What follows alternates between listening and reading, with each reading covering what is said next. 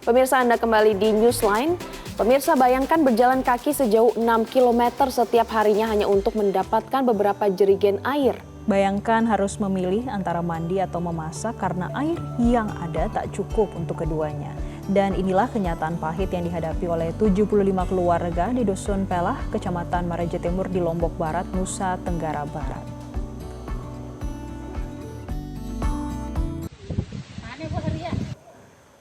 Selama lebih dari 50 tahun, warga di Dusun Pelah hidup dalam kekeringan. Tak ada sumur, tak ada aliran air bersih, dan tak ada sumber air yang mudah dijangkau. Satu-satunya sumber air terdekat berada sejauh 56 km yang harus ditempuh dengan berjalan kaki selama hampir 1 jam. Kadang mereka hanya bisa berharap ada truk tangki datang membawa sumbangan air bersih. Mayoritas warga di sana adalah petani. Tapi bagaimana mungkin bercocok tanam jika air pun tak ada? Kekeringan ini bukan hanya membuat tanah mereka tandus, tapi juga membuat kehidupan sehari-hari terasa begitu berat. Mandi, mencuci, bahkan adanya sekedar memasak, semuanya harus dipikirkan matang-matang karena air sangat terbatas. Lebih dari setengah abad mereka bertahan dalam kekurangan dan saat musim hujan tiba pun air tetap sulit didapatkan karena tak ada tempat untuk menyimpan atau aliran air yang layak. Mereka pernah mencoba menggali sumur sendiri tapi gagal karena alat dan kemampuan mereka yang terbatas. Kini mereka butuh bantuan kita dan mari bantu wujudkan sumur bor untuk Dusun Pelah. Anda bisa ikut berdonasi melalui link yang tertera di layar kaca Anda saat ini.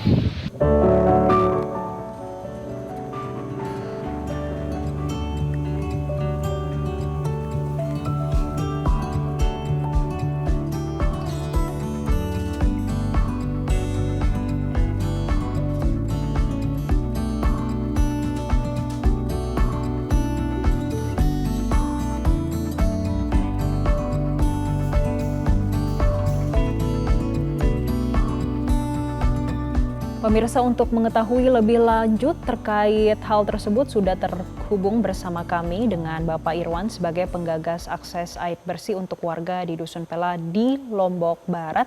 Selamat sore Mas Irwan. Mas Irwan, kalau 50 tahun tanpa akses air, lalu warga di sana untuk mendapatkan air sehari-hari bagaimana, Mas? Jadi di Dusun Pelah ini sendiri, warga itu mengambil air sekitar 5-6 kilometer. Mereka kan pernah berusaha untuk membuat sumur secara manual, namun sumur yang digali itu airnya rasanya tuh asin dan kotor. Jadi mereka terpaksa berjalan sejauh 5-6 kilometer untuk menyusuri mata air di pinggir-pinggir sungai yang ada di desa sebelah gitu. Itu pun airnya mereka dapatkan secara bergantian dan harus antri begitu, Mak. Mas Irwan sendiri sudah pernah ke lokasi di Lombok Barat itu, lalu bagaimana melihat ini, apa penyebabnya sehingga mereka tidak bisa mendapatkan akses air bersih? Saya sudah beberapa kali ke lokasi. Ini lokasinya itu kan di dataran tinggi pegunungan. Ini wilayah paling barat dari Kabupaten Lombok Barat. Ini wilayah terluar.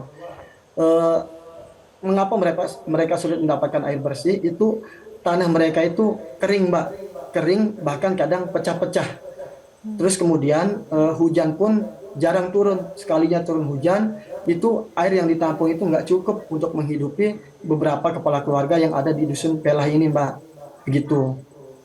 Baik, Mas Irwan, dengan kondisi seperti itu, lalu apa yang akan dilakukan Mas Irwan sebagai penggagas air bersih untuk warga Dusun Pelah di sana? Tadi kan mereka sudah melakukan berbagai upaya ya Mas ya, tapi ternyata tidak berhasil. Kemudian ide apa yang muncul nih Mas Irwan sebagai penggagas air bersih untuk teman-teman di sana?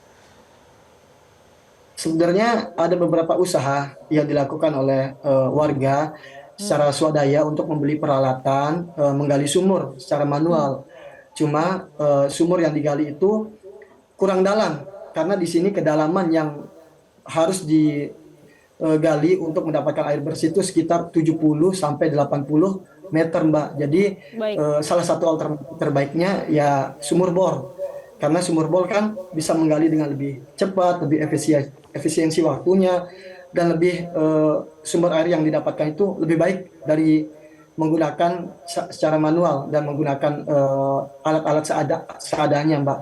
Jadi beberapa ide alternatif yang kami coba cetuskan itu penggalian melakukan sumur bor agar bisa mengcover seluruh eh, tanah pertanian warga, seluruh desa yang ada di Dusun Pelah ini, Mbak.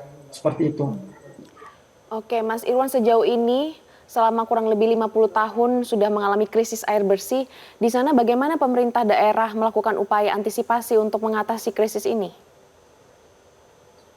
Baik, beberapa kali pemerintah daerah itu menggunakan truk-truk tangki, Mbak, untuk membawakan air bersih ke desa-desa tersebut. Namun medan atau akses jalan yang sangat sulit karena daerah pegunungan dan jalannya itu belum diaspal, Mbak. Jadi pegunungan yang memang jalannya naik dan belum diaspal itu merupakan salah satu hambatan untuk pemerintah daerah memberikan air setiap hari ke desa tersebut, Mbak.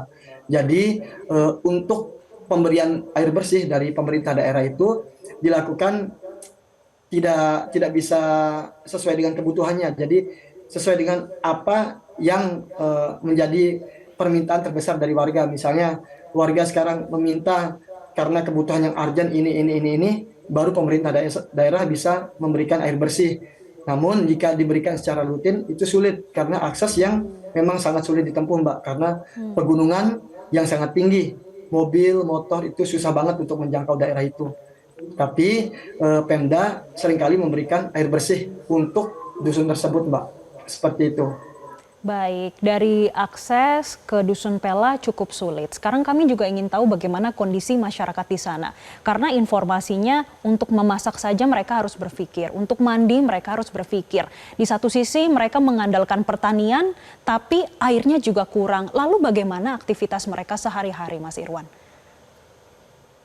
Untuk ke musim pertanian sendiri, Mbak, ketika hujan nggak turun atau ketika musim kering mulai melanda mereka itu sama sekali tidak beraktivitas, Mbak, tidak bekerja. Jadi mereka memang benar-benar mengandalkan air yang ada, stok air yang ada. Bagaimana upaya mereka? Mereka itu biasanya menampung air hujan yang nantinya digunakan untuk mandi, untuk memasak, untuk pertanian mereka. Tapi jelas air yang ditampung itu nggak cukup karena jumlahnya itu sedikit dan jarang sekali hujan di sana, Mbak. Begitu, Mbak. Oke, Mas Irwan, tadi kan Anda katakan bahwa sudah ada bantuan dari pemerintah daerah ataupun pemerintah setempat, namun memang tidak bisa setiap hari memberikan fasilitas air bersih. Nah, menurut Anda sebagai penggagas air bersih, solusi jangka panjang seperti apa yang harusnya dilakukan?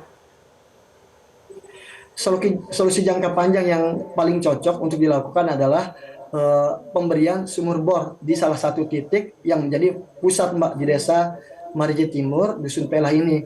Jadi ada satu titik yang memang dapat dengan mudah diakses oleh warga-warga yang ada di sana, yang bisa nanti dialirkan airnya ke beberapa dusun atau beberapa desa yang ada di wilayah tersebut.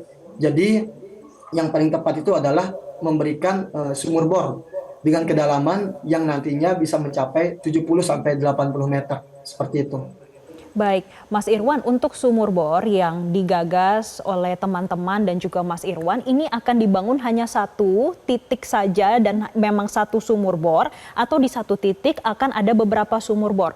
Mungkin juga bisa langsung disampaikan kepada pemirsa dan juga teman baik di pemirsa Metro TV, harapannya seperti apa sih untuk sumur bor ini supaya bisa menyediakan air bersih bagi warga Dusun Pelah, Mas?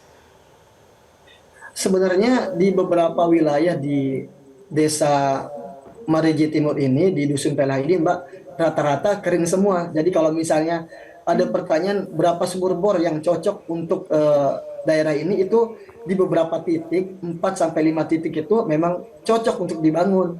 Tapi mengingat kesulitan yang memang sedang kita hadapi itu 1 atau 2 titik pun cukup, namun 1 atau 2 titik yang memang dapat terpusat di wilayah tersebut, Mbak. Jadi beberapa warga dan beberapa desa tetangga itu bisa mengakses untuk pengambilan air di sumur bor itu, begitu, Mbak.